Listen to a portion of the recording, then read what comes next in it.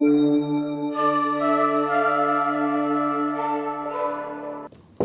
निर्जरा या से मोह कर्मों का क्षय कैसे हो सकता है जो संचित कर्म पड़े? निर्जरा शब्द नहीं आता वैदिक दृष्टिकोण से। ऐसे भगवद गीता में कर्मयोग में एक गहना कर्मणो गति करके एक सिद्धांत आता है कि कर्म की गति बहुत गहन है, इतनी आसानी से समझना चाहिए। कर्मणो अपि बोधव्यम बोधव्यम च विकर्मणः। भगवान कहते एक कर्म होता है, एक अकर्म होता है और एक विकर्म होता है। उसको अगर ढंग से समझ ले तो कर्मों का जो आपने प्रश्न किया कि कर्मों से कैसे छुट्टी, बंधन कैसे हो, उसका एक ही इलाज है कि कर्म सचमुच में करें। निष्काम कर्म जब हो, जो भी कामना से किया गया कर्म होगा वो बांधेगा ही।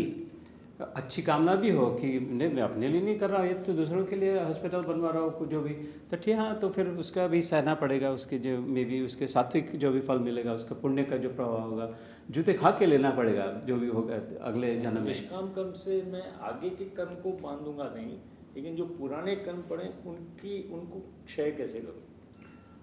वो मैं करूँ ना करूँ, प्रकृति करा ही लेगी। अभी जो मेरे साथ हो रहा है वो कर ही रहे, लेकिन सबसे सबसे प्रभावशाली उसके इलाज की अभी सुधर जाओ यहाँ से। जो पुराने कर्म हुए उसका क्षय खाली वो पेमेंट से ही होगा, रीपेमेंट से होगा। लेकिन बुद्धिमानी इसमें कि यहाँ पर जाके आगे से चल के, जैसे गाड़ी जोर से चल रही थी, मैंने कितना भी ब्रेक लगाया तो वो वहीं के वहीं नहीं रुक सकेगी।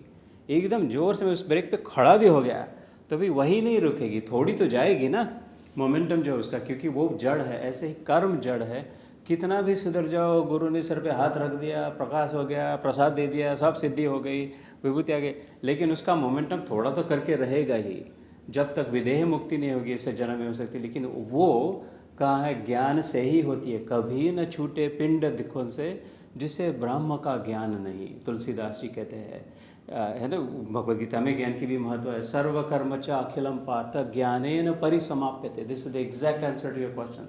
फ्रॉम परिसमाप्यते, कर्म फिनिश ओनली जब जब ज्ञान के अग्नि में वो जो भस्म हो जाते हैं, जब पता चले कि it doesn't matter because I am not the body, as you said, ये जो हो रहा है वो हो रहा है, मैं शरीर नहीं हूँ। इसके बाद में इसके साथ चिपकने, तादाद में नहीं, अपनापन, I am not going to identify with this. So just in the final analysis, I will say कि हम लोग we have misidentified with this the material concoction that it is. So that when I can disidentify with it and re-identify, जैसे मैंने अभी यहाँ पर plug में लगा दिया और ये गलती, ये मेरे यूएस से आए हो सारे 110 वोल्ट वाले या फिर 220 वाले, अगर मैंने गलती से यहाँ लगा दिया, पता चल गया, तो इसको मैंने यहाँ से डिसआइडेंटिफाई करे और उसको पहले मिस आइडेंटिफाई हो गया था, और उसको बराबर वाले प्लग में अगर मैं डाल दूँ, री आइडेंटिफाई करूँ, तो वो चलने लग जाए। So I have consider taken myself as the body mind complex. मैं शरीर हूँ, मैं मन हूँ, मैं बुद्धि हूँ, इससे खींच ले अपना आइडेंटिटी जो है, disidentify, because I have misidentified right now. अपनी जो परिभाषा है, what I understand myself to be, that's the miss. So unplug from it, dis and then reidentify कि नहीं मैं आत्मा हूँ, तो वो कर्म सारे विलीन के विधेय मुक्ति।